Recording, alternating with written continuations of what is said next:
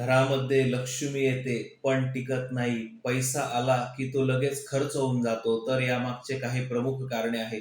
सकाळी सूर्य उदय झाला की झोपून राहणे, संध्याकाळी सूर्यास्त झाला की झोपून राहणे, तसेच घरामध्ये वाईट बोलणे, नकारार्थी बोलणे, घरामध्ये स्त्रियांचा अपमान करणे, नेहमी घरामध्ये भांडण करणे, ही प्रमुख कारणे आहे ज्यामुळे लक्ष्मी घरात टिकत नाही. तसेच आपल्या द्वारासमोर नेहमी चप्पल बूट काढलेले असणे.